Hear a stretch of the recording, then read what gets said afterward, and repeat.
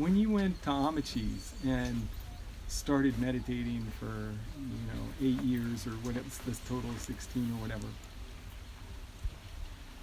was it really hard for you at first, or I mean, I could understand spending a lot of time in a cave, hours and hours and hours and hours all day and night.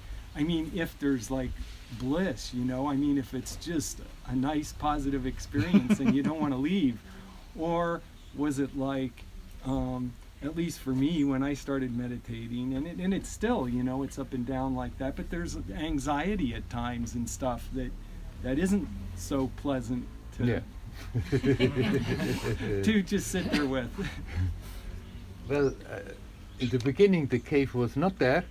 Ah. That was artificially done later. It wasn't really a cave. It was just a hole in the earth and a little cell down there. No, but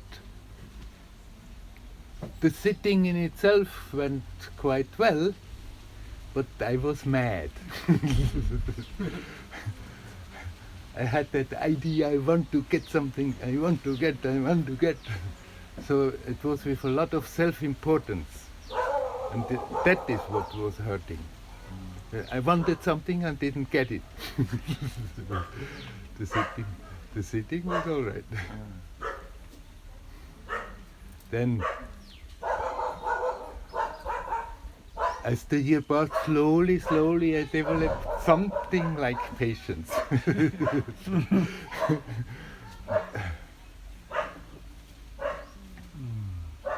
Then it started to get a bit easier. But somehow that ability was there to sit. And she said, you sit, you can't sit, you want to sit, sit. Don't do anything else.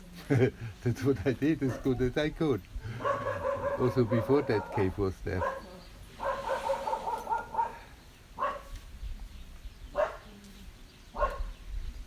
But I wasn't capable of just being here, being relaxed.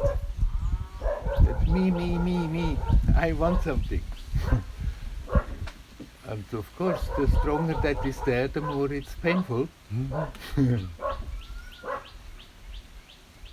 And I thought that's how I'm functioning. There's no point in telling, well, she would say, but you have to be patient. That I didn't want to hear. But she thought there's no point in saying, come, relax, let go. I couldn't function like that, so she supported very much what I was anyhow doing. She said, yes, more, increase your desire for the greater. That's what I did then for another 9 years.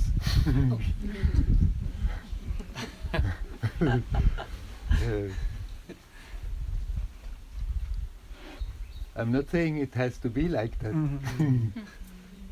But I was as I was. My character was as it was, so I couldn't help it. That's how I had to do it.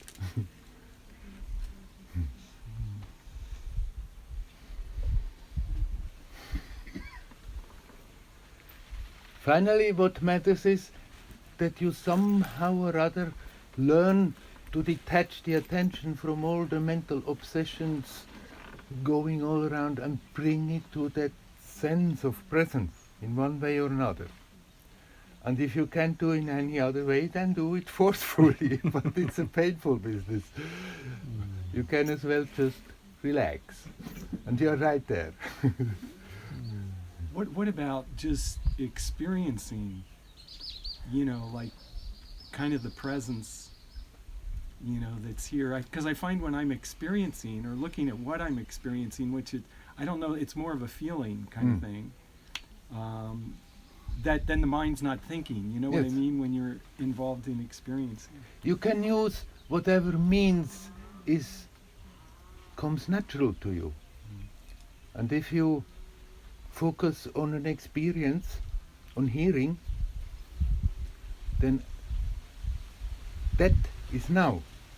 Simply be careful that you don't get all caught up what you are experiencing, in the content of the experience, but bring the attention to that which makes the experience possible. For me, it may be the sense of presence. Maybe I don't know. I mean, maybe like an energetic kind of pranic thing or something. It's just like this. I can feel. I don't know, just out. It's energetic, it's consciousness, it's love, love of existence. You cannot define that. Yeah. But you cannot possibly say that you don't know it.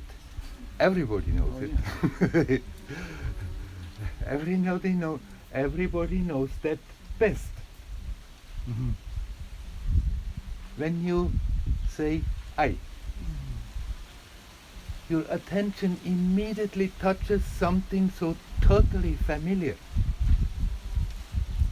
Just I, without thinking, without the story, then the mind comes and then we start to define, I'm like this and I'm like that and I have this past and blah blah blah, and there we are in the story. But before that, prior to that, when you say I, you cannot possibly say that you don't know that. It's always there, but most of the time our attention is just going somewhere, being not aware of that. And the job is simply that in one way or another we learn to catch that attention and bring it back to that first expression of that mystery of existence, that pure I.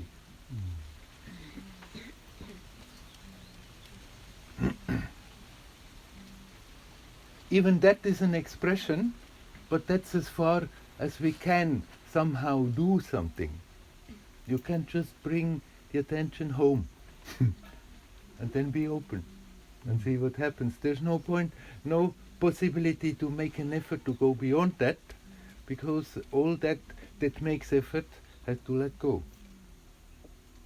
But as long as we are making an unconscious effort all the time to go away from that, then we are not spared that little effort of catching the attention and see what's going on, and turn around and come back home. And for that, all these paths are there, all these techniques are there, the whole spiritual cake is there. But it's the essence of all the practices, to somehow catch the attention and bring it back to that, and just be, and be quiet, and wait and see what happens. But it's not a part-time job. We cannot think, okay, I'm spiritual now. I'm spending every day 10 minutes, half an hour, 1 hour meditating. And then the rest of the time you completely forget about it. It's very, very useful if you have every day some time where you are not busy with something else. Where you can put your undivided attention simply in being here, now, consciously alive, in one way or another. But then bring that attitude as good as you can out in all your activities. In the life, in the family, in the job, with the friends, whatever you are busy with. Learn to remind yourself. Look at yourself and see what's going on. And then bring the attention, detach the attention from all the mental obsessions, from the worries that we are usually carrying along. And learn to just be and relax.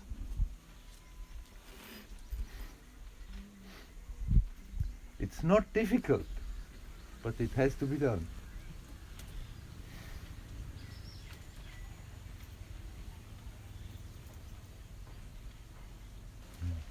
I have a question, but I don't know whether it's really relevant. So, it was seen that this I is the only thing that exists as holds the universe, and it's the same I that is talking through you and through everyone else. Can you please speak louder? I can't. Okay, I'll summarize.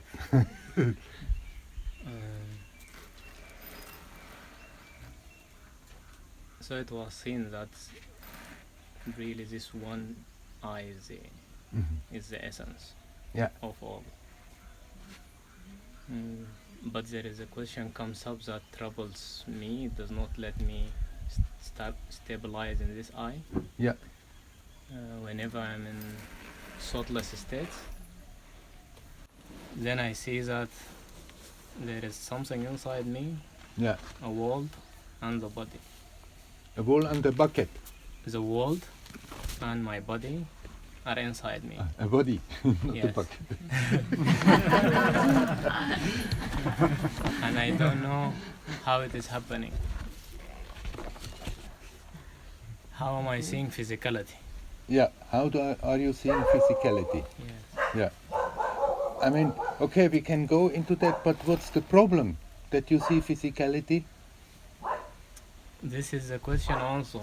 I am thinking, is it from my mind, or this is the thing that want to discover me since the beginning? It want to discover this also. Right. Because there was some irritation inside me that I don't know myself, and I have to know myself, and I got to know this one self. But then another irritation happened. How this thing is coming from the formless me, from the formless I? How is this happening? Well, the summary of what he says is there is, okay, accept that there is just that one I, and it's that I that is acting through everyone. Then in the total state, that I is being recognized, but then you said there is a wall. There is no wall. No. There is just a question. How am I seeing the world and my the body? world. The world. Yeah. The world. Yeah, not the Sorry world. for my pronunciation. The world. Yeah, because the essence I know clearly is totally formless. So this is a wonder. How is it happening? It's totally formless, and then how do you see a world, and how do you experience a body? Yeah, it is really wonder. Because the formless is just an aspect of it. We are a bit tempted from the Vedanta, from the Advaita, that it's all this, I mean Shankara's Jagan Mitya, it's unreal, Brahma Satyam, it's only that is true. This is also, no teaching is really defining reality. No teaching will tell you what is. All the teaching is just a pointer. And from this Advaita we can think, okay, the formless, timeless, spaceless, impersonal, that is the real, and everything else is imagination.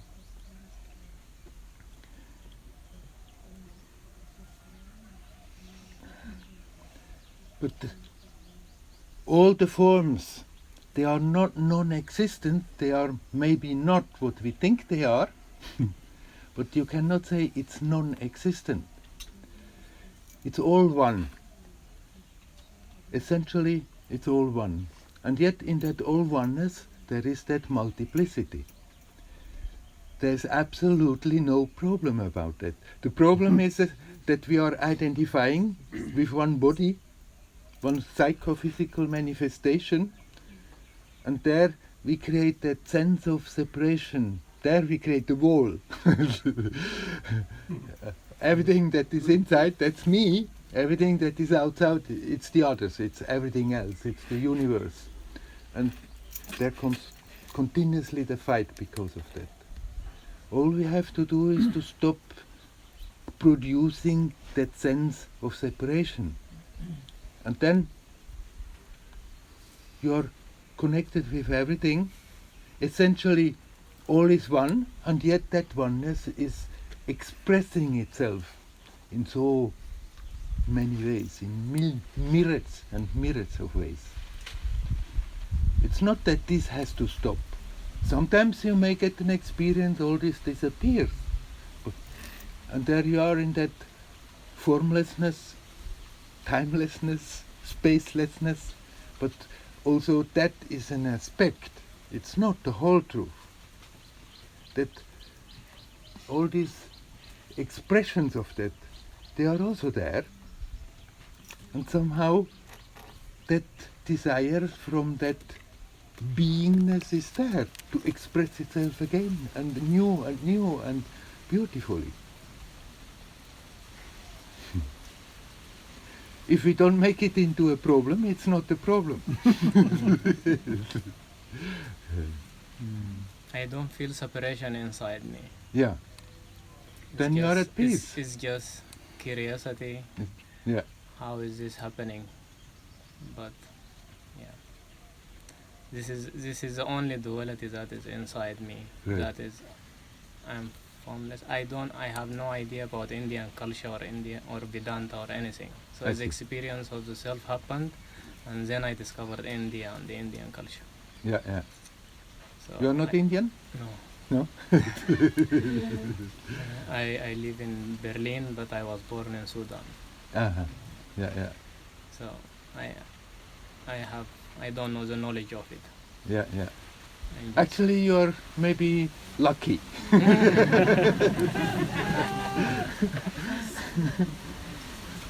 You don't have to get rid of all those concepts that usually a sadhak is accumulating on the way.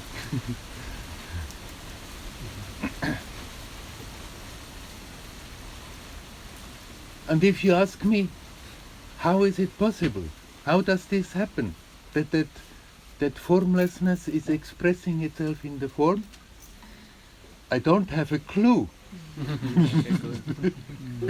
This is good. This is what I wanted to know, like this. No. Yeah, maybe. And if we start, I mean, there are in India all kinds of schools, they explain the process, how this is happening. But this is just to satisfy the mind who has questions. And if you can take it, the Vedanta has one way, Yoga has one way, Sankhya has one way. They are somewhat similar, but they are a bit different. And they explain how out of that this is appearing. But actually, it's just for sadhaks who brood about that. Then if they think they understand that process, then maybe they let go. What is happening here is so simple. It's too simple to understand.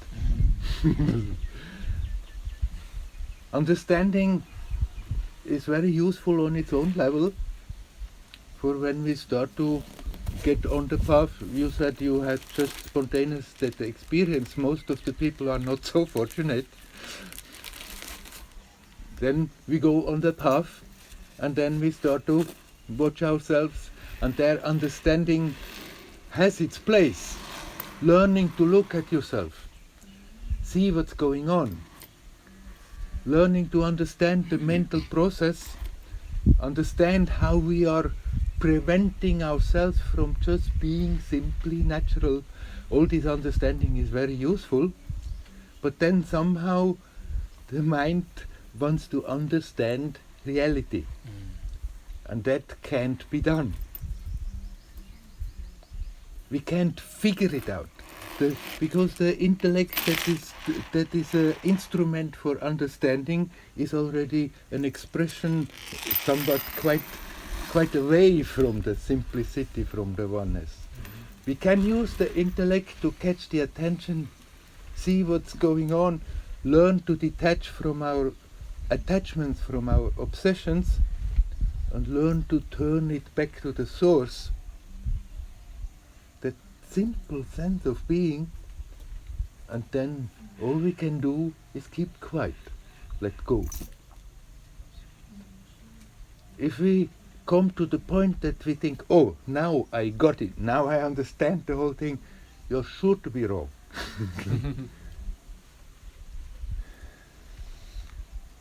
The English word is very telling. As long as we are understanding, we are standing under. And we have to come right to the center of it. So don't keep that doubt how is it possible? How it's happening? It's happening. You may get experiences that give you an insight, but still, it's just an aspect of the infinity of that mystery.